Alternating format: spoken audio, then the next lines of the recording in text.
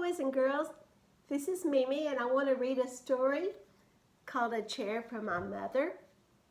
It's written by Vera B. Williams. This could be a good story to help you start thinking about Mother's Day and saving up to get something special for your mom. It can be also about learning to save your money for something you really need or something you really want. Some people have a jar at their house where people put in their change and then save it for trips or a special activity. This is called A Chair for My Mother. And it's dedicated to the memory of my mother, Rebecca Porringen Baker. The author dedicated this book to her mom. You can make a book for your mom. Your mom would love that. My mother works as a waitress in the Blue Tile Diner. After school, sometimes I go to meet her there. Then her boss, Josephine, gives me a job too. I wash the salts and peppers and fill the ketchups. One time I peeled all the onions for the onion soup. When I finished, Josephine said, "Good work, honey," and pays me. And every time I put half my money into the jar.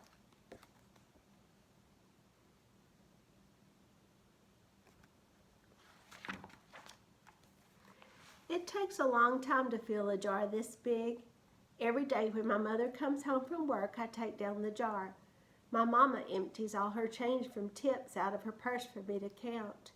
Then we push all the coins into the jar. Sometimes my mama is laughing when she comes home from work. Sometimes she's so tired she falls asleep while I count the money out into piles. Some days she has lots of tips, some days she has only a little. Then she looks worried. But each evening, every single shiny coin goes into the jar.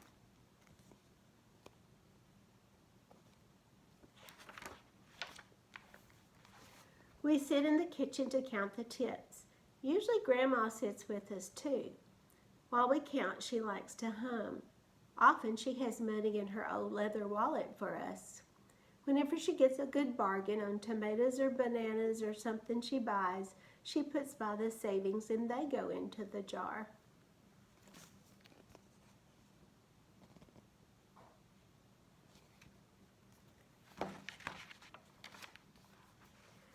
When we can't get a single other coin into the jar, we are going to take out all the money and go and buy a chair. Yes, a chair. A wonderful, beautiful, fat, soft armchair. We will get one covered in velvet with roses all over it. We're going to get the best chair in the whole world. That is because our old chairs burned up. There was a big fire in our other house. All our chairs burned. So did our sofa, and so did everything else. That wasn't such a long time ago.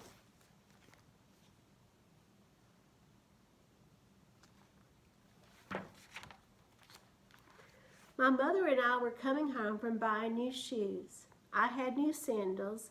She had new pumps. We were walking to our house from the bus and we were looking at everyone's tulips. She was saying she liked red tulips and I was saying I liked yellow ones. Then we came to our block.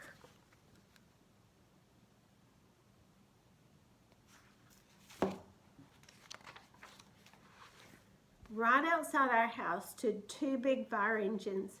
I could see lots of smoke. Tall orange flames came out of the roof. All the neighbors stood in a bunch across the street. Mama grabbed my hand and we ran. My Uncle Sandy saw us and ran to us. Mama yelled, "Where's Mother?" I yelled, "Where's my grandma?" My Aunt Ida waved and shouted, "She's here, she's here. She's okay, don't worry." Grandma was all right.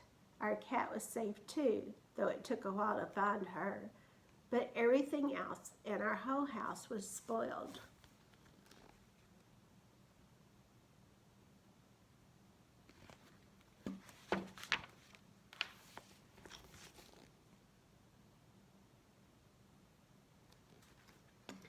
What was left of this house was turned to charcoal and ashes.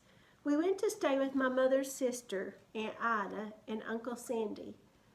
Then we were able to move into the apartment downstairs. We painted the walls yellow and the floors were all shiny.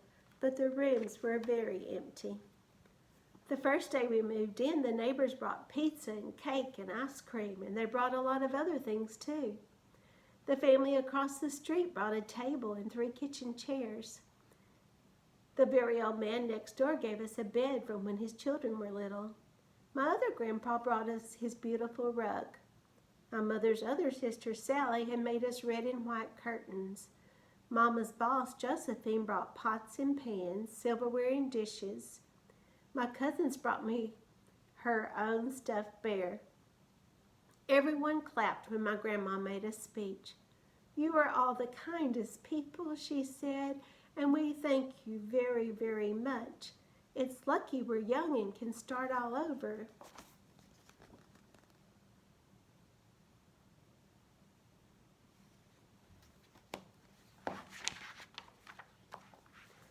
That was last year, but we still have no sofa and no big chairs. When Mama comes home, her feet hurt. "There's no good place for me to take a load off my feet," she says.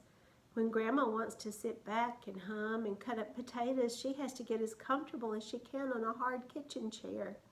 So that is how come Mama brought home the biggest jar she could find at the diner, and all the coins started to go into the jar. Now the jar is too heavy for me to lift down. Uncle Sandy gave me a quarter, and he had to boost me up so I could put it in.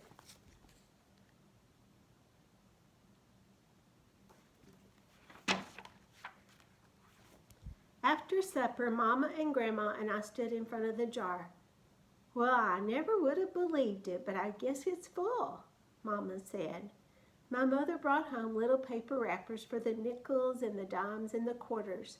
I counted them all out and wrapped them all up. On my Mother's Day off, we took all the coins to the bank. The bank exchanged them for $10 bills. Then we took the bus downtown to shop for our chair.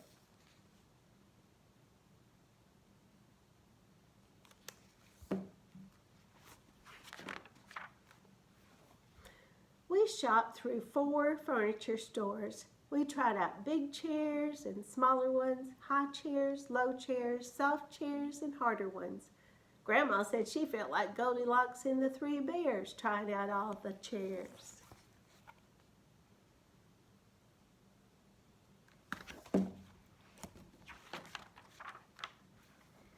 Finally, we found the chair we were all dreaming of, and the money in the jar was enough to pay for it.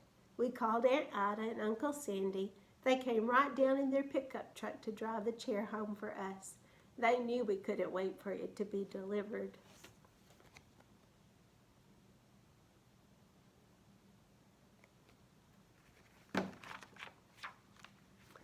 I tried out our chair in the back of the truck.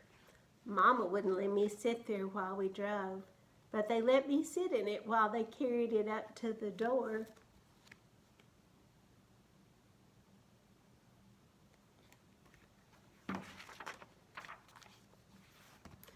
We set the chair right beside the window with the red and white curtains. Grandma and Mama and I all sat in it while Aunt Ida took our picture.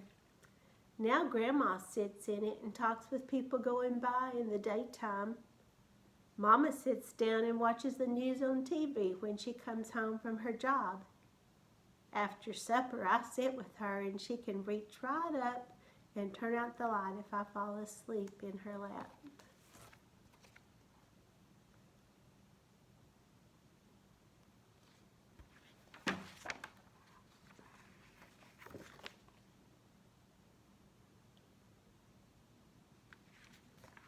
I hope you think of some good ways that you can surprise your mom for Mother's Day. Bye, boys and girls.